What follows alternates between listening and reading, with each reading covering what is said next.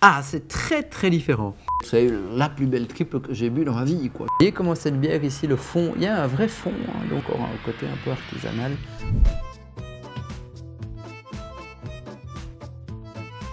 Voilà, chers amis, vous savez peut-être que la brasserie de Rochefort, brasserie trappiste historique belge et wallonne d'ailleurs, vient de sortir une nouvelle bière qui est en fait la triple de Rochefort. Il n'y avait pas encore la triple de Rochefort.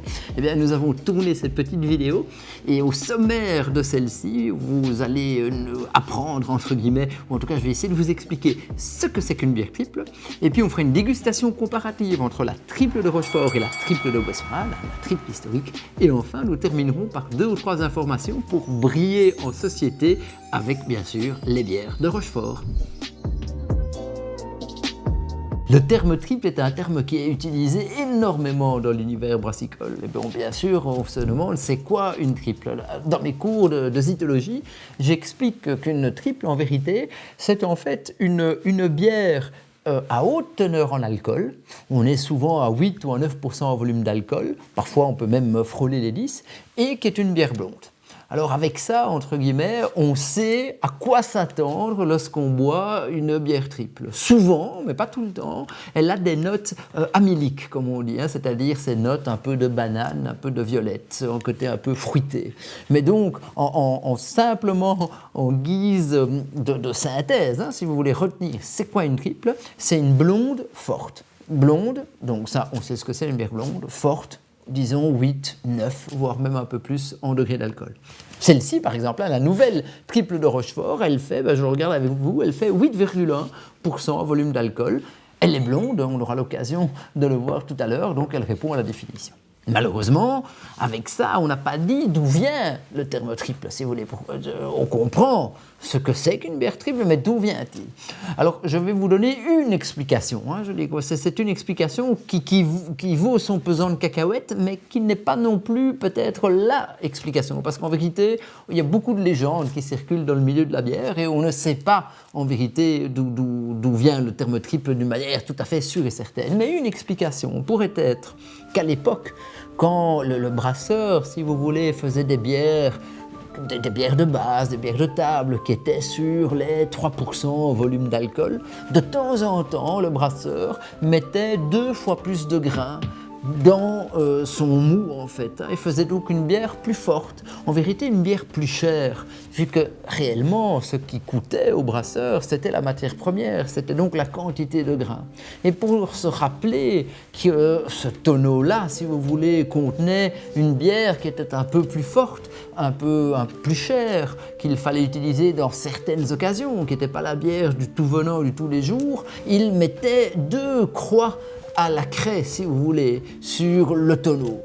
Et de temps en temps, d'une manière encore un peu plus, si vous voulez, épisodique, disons, le brasseur mettait peut-être encore un peu plus de matière première, donc disons 3 fois plus de matière première, mais c'était pas aussi précis que ça. Mais il faisait une bière qui était encore plus riche. Alors pour ne pas oublier, il mettait 3 croix à la craie sur le tonneau. Et donc on a là peut-être l'origine du terme de bière double et de bière triple. Mais ce qui est tout à fait certain, et ça nous amène petit à petit, vous voyez la transition pédagogique, hein, ce qui est tout à fait certain, c'est qu'au début du XXe siècle, Westmalle, l'abbaye trappiste de Westmalle, donc en Flandre, a sorti une bière qu'ils ont appelée la triple de Westmalle. Où est-ce que eux, à l'époque, ont été chercher le nom? Ça, entre guillemets, l'histoire ne nous le dit pas, mais toujours est-il qu'au moment où eux ont sorti cette bière-là, qui était exactement la bière qui répond à la définition, c'est-à-dire une bière blonde très forte, eh bien, grâce au succès, si vous voulez, de cette bière, la fameuse triple de Westmalle, on a quelque part associé le terme triple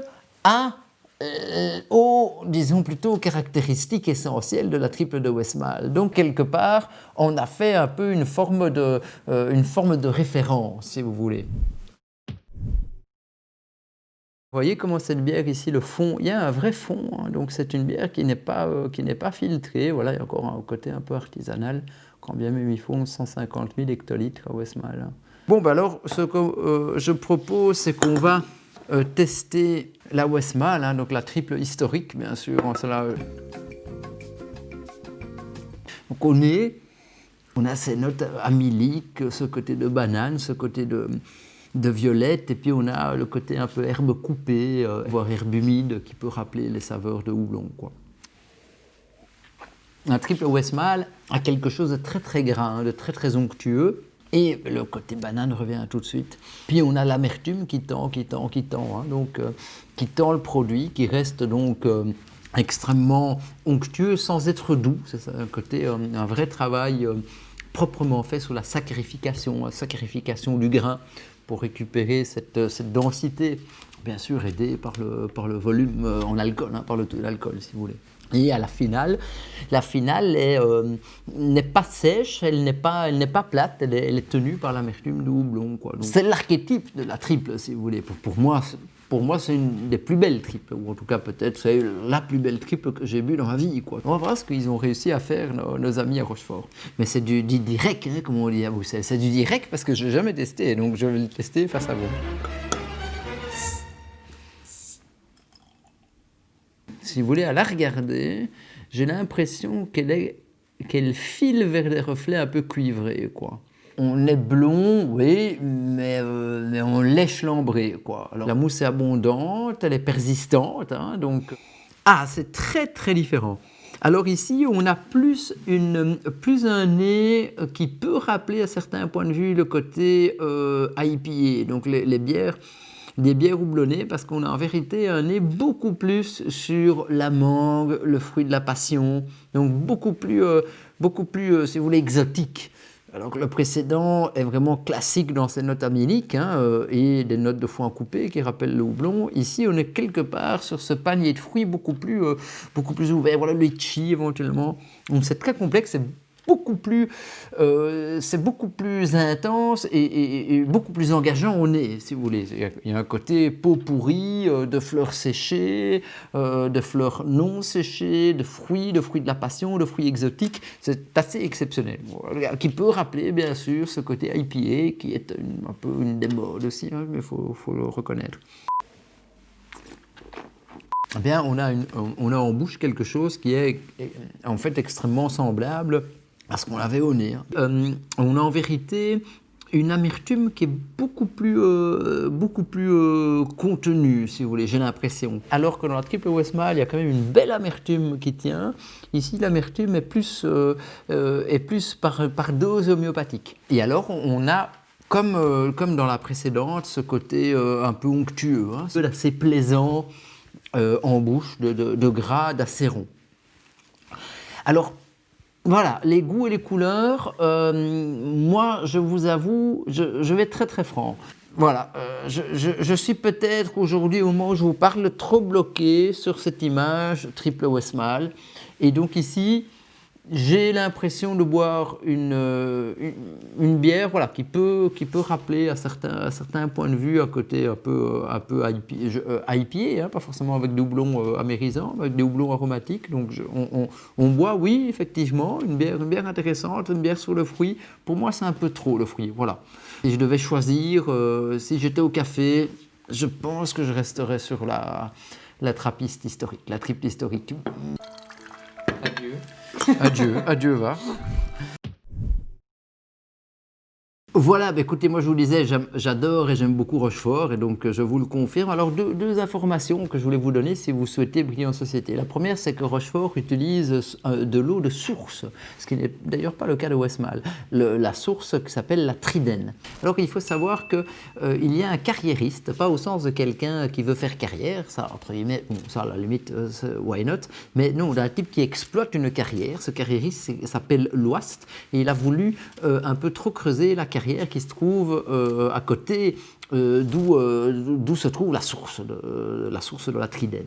Et donc les moines, l'abbaye était un peu en conflit avec ce carriériste qui voulait gagner beaucoup d'argent et voulait surtout casser, si vous voulez, le biotope naturel, et donc quelque part à un moment donné empêcher l'eau d'aller là où elle allait depuis des années, depuis des lustres. Sachez que pour l'instant, quand vous buvez de la Rochefort, c'est encore une bière dont l'eau l'eau provient d'une source, c'est assez exceptionnel. Et la deuxième information que je devais vous dire, c'est que nos amis les moines de Rochefort ont connu un terrible accident, un peu le long de la Rose si vous voulez, mais le long de la Rose à Rochefort, c'était en 2010, il y a eu un énorme incendie qui a ravagé une partie de l'abbaye. Bon, par chance, si vous voulez, la bibliothèque et la brasserie, pour ce qui nous concerne, ont été épargnés, mais enfin c'était quand même quelque chose d'assez exceptionnel, simplement pour vous montrer que c'est quelque chose qui vit, quoi, je veux dire, c'est pas un nom Rochefort qui est donné contre rémunération à un groupe brassicole pour exploiter, non, ce sont des vrais moines qui vivent là-dedans, qui font leur popote, si vous me permettez l'expression, qui font leur travail, parce que la devise d'ailleurs des moines trappistes, et je terminerai par là parce que je la trouve plutôt sympathique pour ce qui nous concerne, c'est ora et labora en latin, ce qui signifie ora pri et labora, travail. Et donc les moines trappistes ne sont pas des moines contemplatifs, ils doivent travailler, doivent faire des choses, et une des choses qu'ils font, pour notre plus grand bonheur bien sûr, c'est des bonnes bières trappistes. Et donc quoi de mieux, si vous me permettez l'expression, que de consommer local, que de consommer belge, et ici en l'occurrence que de consommer wallon, voilà. Là, je devais vous dire une chose. Si vous avez l'occasion de déguster cette bière, de vous la procurer et de me faire savoir éventuellement comment vous l'avez appréciée, parce que honnêtement, je ne me considère pas la sommité du goût. Je dis que mes goûts, c'est mes goûts, les vôtres, c'est les vôtres. Ou si vous simplement vous souhaitez me dire quel est votre triple préféré, vraiment, ça me fait plaisir. N'hésitez pas à laisser un petit commentaire en bas de cette vidéo, parce que vous savez que ma maxime, que je répète à l'envi, elle vaut pour vous comme elle vaut pour moi, mais si elle vaut pour moi, elle vaut pour vous. Comme dirait l'autre, c'est qu'il n'y a qu'une solution, c'est la dégustation.